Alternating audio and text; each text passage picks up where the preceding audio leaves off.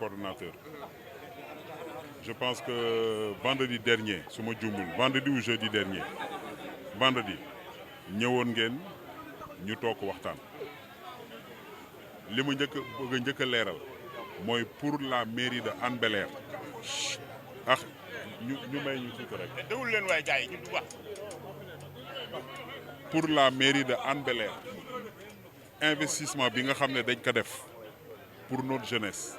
pour le développement du football mérité wul ñu egsi à ce stade bu ma nee mérité wul mooy jaaduwul que ñu am stade ñu tëj ko mais jaaduwul aussi que jeunesse bi mënuñu ci profité loo gis nag toog waxtaan la bu ma nee toog waxtaan la ma waxoon ba léegi dañu maa ngi wax ak préfet maa ngi wax ak sous-préfet am na mesure yoo xamante ne du ci biir enceinte stade bi la amee quand c'est sur la voie publique préfet wax na ko moom moo compétent li ci des toog waxtaan la élément bu bees bi ci am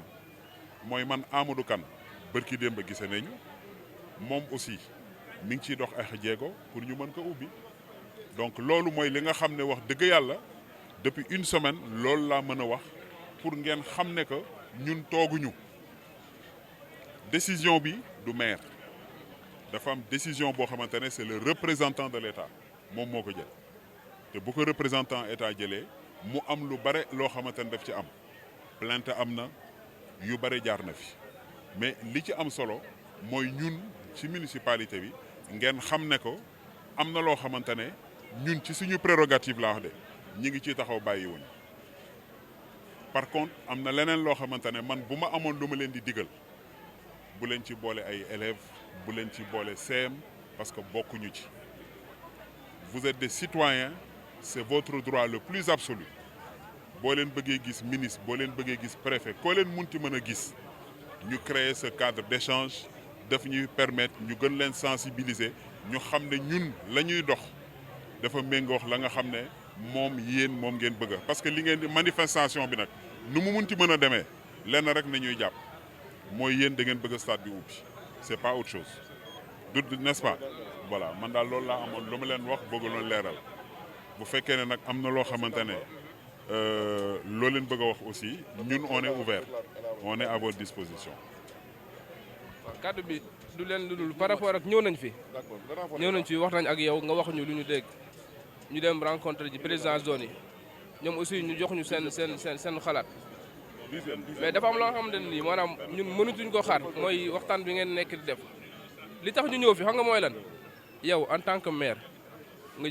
sol sa dàll nga jàpp ci te yàlla kasa tax parce que yow kasa yow yaa mën a décanter situation bi nga woo sous-préfet moom woo préfet ñu ne dañoo bëgg ñu footballé suñuy quart de finale ci stade bi xeexuñu ak kenn xulawuñu ak kenn en plus defuñu benn acte boo xam ne dafa violent juste dañoo ñëw pour que yow nga jël sa téléphone nga woote nga ne ko dañu lay ñaan sama jeunesse su dëkk rek carrément stade bi dañu bëgg a footballé seen quart de finale Iba Mar dafa métti grève transporteur yaa ngi nii xamuñu kañ lay jeex tey match yi dafa am ñoom dañoo war a dem joueur nu ñuy demee supporter nu ñuy demee encore une fois risque yi ci amaat dañ lay ñaan nga def ko bu dee noonu la nekk tey pas ay messages yooyu jàllale mais nga jël sa téléphone nga woo ko en tant que maire nga ne ko carrément dama bëgg sama nawetaan mu àgg ci stade bii loolu kese moom moo tax a jóg beneen bi nga xamante ni moom la nit ñi di prôné di wax ak siwul ci suñu mouvement ñun mooy taal fii lakk fii non man en tant que coordonnateur digale ma ko jëfewu ma ko te wanewu ma kanam boobu pour mu jëf ko te man ñu war ma ci kàddu gi ñàkk ma fayda bay diriger loo xamante ni dafay am violence amul bu ma tegee beneen mbubb bi xam nga li may wax bu baax mais dañ lay ñaan encore une fois Yaraax mbooloo nga jël sa téléphone juste benn coup de fil réglé na problème mu Yaraax yëpp boo ñu ko mënee defal tey ngir yàlla nga defal ñu ko lundi incha allah président zone ñoom ñu programmé seen quart de finale fii ci stade bi loolu kese moom moo waral lii amul leneen loolu kese la en plus ñi la jege de grâce ñu lay bàyyi yow nga ñuy déglu parce que ñun li ñuy wax ñaawul xasuñu xeexuñu dañ lay suñuy supplier wu asaka yow nga ñaanal ñu yow yaa ñu mën a ñaanal ñu may ñu kanji lay bàyyi mu def waaw asalaamaaleykum mbooloo mi. waaw ma nekk dina intervenir. ok ñun dañoo ñëwoon rencontrer le maire le vendredi passé ñu waxtaan ak moom mu wax ñu dégg biñ fi jógee ñu dem rencontrer les présidents zone dem nañ seeti Caca Maris Caca wax ñu dégg bi ñu ñëwee ñu analyser xool li am solo mooy sunu stade la ñu am sunu stade la ñu bëgg a fubalee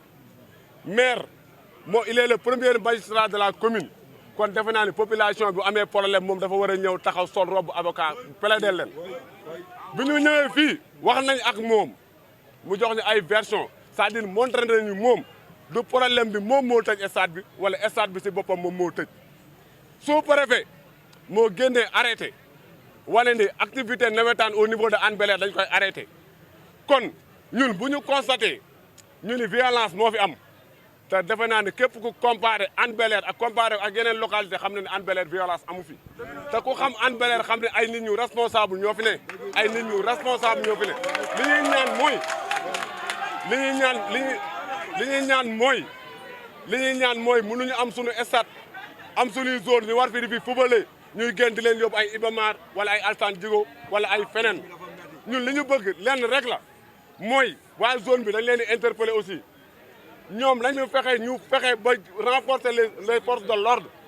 bu dee gendarmerie sont des agents assermentés mënuñu gérer yenn détails nañu indil police wala ñu indil GMI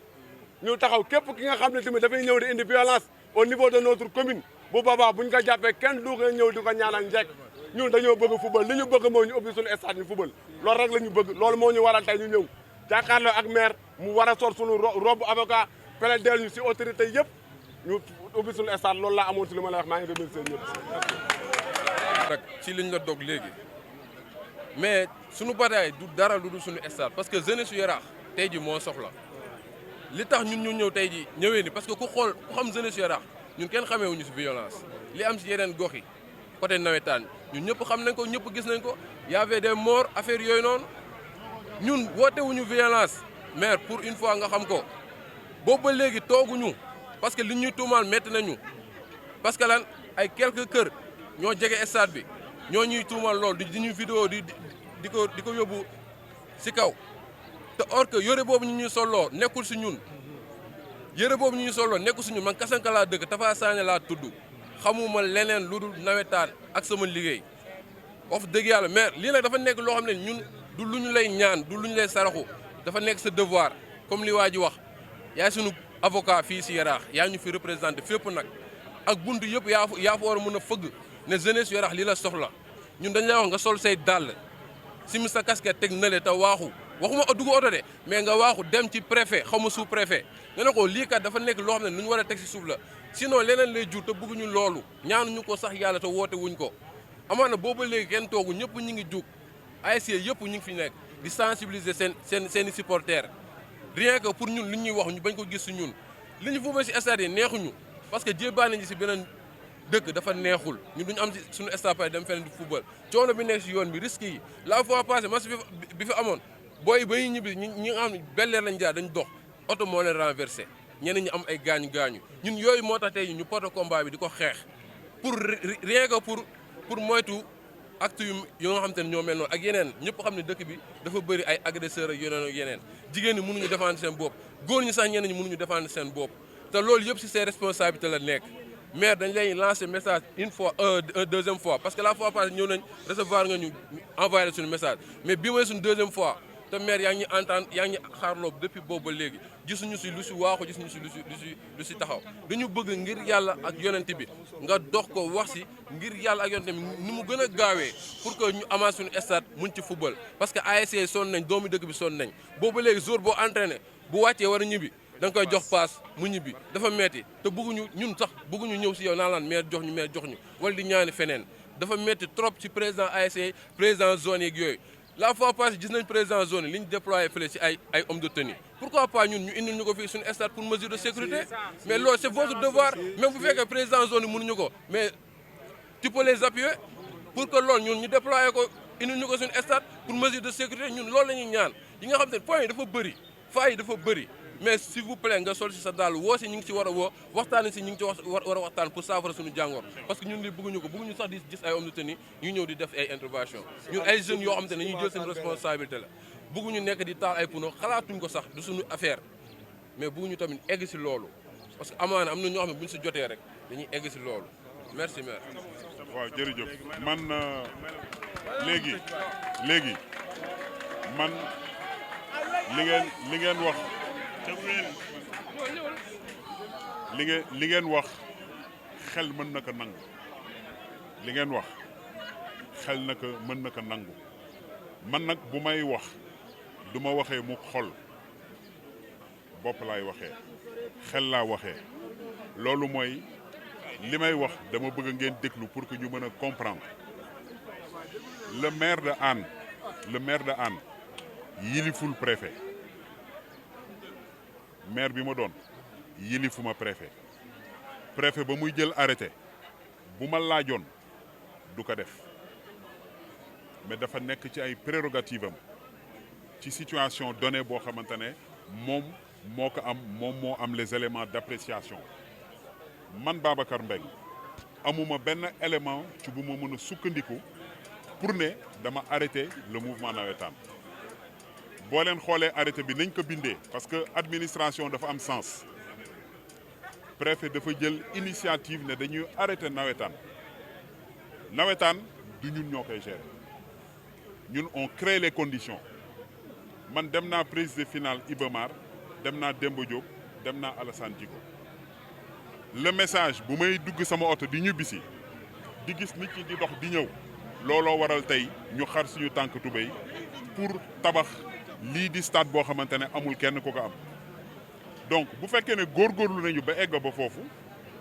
mais bu ñu tëjee stade bi yéen metti na leen mais kooku man en tant que maire du sama sac ça ne m'honore pas et ça n'honore pas Hann ñu am privilège ci Dakar yëpp ñun kese ñoo fi organiser nawetaan mais tey bu fekkee ne dara am na mun naa comprendre que population yi am frustration parce que effectivement ki nga xam ne mooy seen premier interlocuteur mooy le maire ki nga xam ne moom moo nekk di sol mbubbu avocat comme ni ngeen koy waxee kooku maa ngi ci du fii laay toog nag di wax ci lan laa nekk wala di ubbi sama téléphone di leen won ay message mais li ma bëgg ngeen xam mooy man Babacar Mbengue bu dul yéen mais sama stade bi man pareegul dama ko war a inaugurer te ñii di zone yi damay collaborer ak ñoom luñ ma laaj ñun ñu créer les conditions mairie du sécuriser mairie saay may leen waay mairie du sécuriser nawetaan mairie newul di jaay ticket nawetaan mairie du dem gendarmerie fay force de l'ordre il faut que aussi ñu mën a situer la nga xam ne mooy responsabilité yi mais li ñu mën mooy woo préfet ñaan li ñu mën mooy woo sous-préfet ñaan li ñu mën mooy woo commandeur de brigade ñaan te ci loolu nañu sax ci nañu dëkk parce que bii ngeen gis mais soxna si même ma eggali xoolal ah waa mais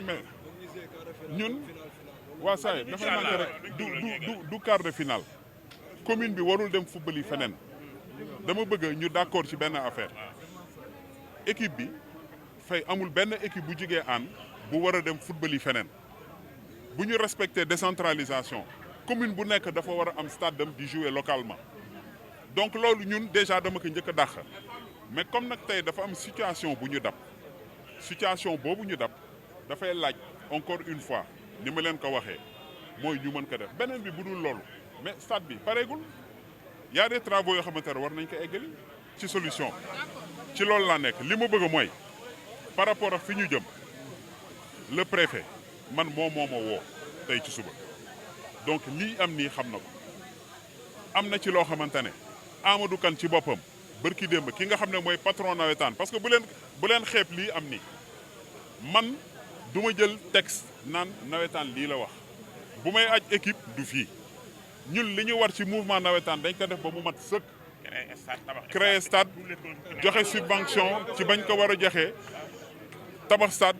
def subvention ci bañ ko war a defee jéem a xool le mouvement nawetaan naka nañ leen mën a accompagner loolu nañ ci mën bu dog-dog amee ngeen ñëw ci ñun c'est normal parce que population la dañuy déglu seen doléance di ko transmettre te ci transmission boobu la ñu nekk fu mu nekk nii dégg naa ne ñi ngi bëgg a programmer ay quart de finale wala programmer nañ ko ba pare waaw loolu yëpp non ils l'ont déjà programmé loolu yëpp dafay loo xamante ne ñun ñi ngi ci man boo leen gisee décanté wuñ ko léegi dafa dépendul ci man bu dépendoon ci man du ñu egg si ba fii li ci des nag mooy daañu continuer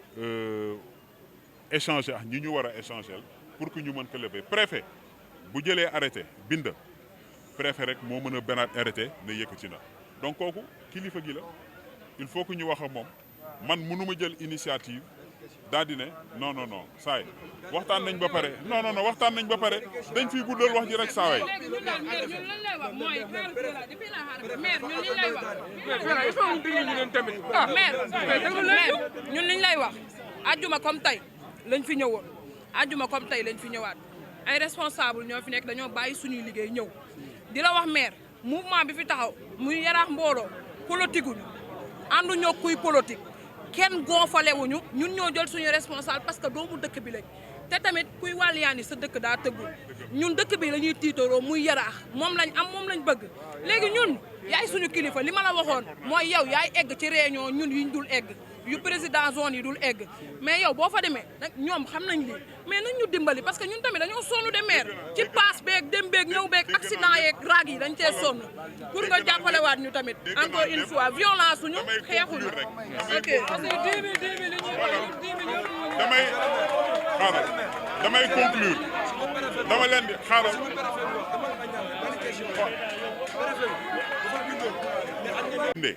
ne tëj nañu dafay bindaat ne ubbi nañu ci lan nañu nekk dañoo bëgg ñaari problème moo am parce que il faut que aussi ngeen xam xaaral y a 2 problèmes benn bi mooy préfet dafa aj nawetaan bu ko ajee beneen problème bi mooy il faut que la gendarmerie accepte envoyer des forces de l'ordre parce que boo leen fàttalikoo daanoon nañ programmer ñu daal di aj ñu daan ne leen mënuñu am boobu mënuñu am force de l'ordre donc dafa am discussion boo xamante ne c'est à 2 niveaux donc ci loolu dañu nekk pour que ngeen xam complexité problème bi c'est pas seulement que le préfet mën na bañ a bind mais du man maa koy gérer man danaa woo préfet utal leen rendez-vous na ngeen dem seeti préfet lenn rek laa leen bëgg a ñaan foofu laay jeexalee ñëpp xam nañ période bi ñu toll yéen politique leen vous défendez une cause noble ñooy politique kooku man ak ñoom la le 23 janvier buñ ci eggee mais bii voilà mais léegi pour stade bi xaaral pour stade bi danaa leen utal sous-préfet nu mu gën a gaawee ñu régler toutes les solutions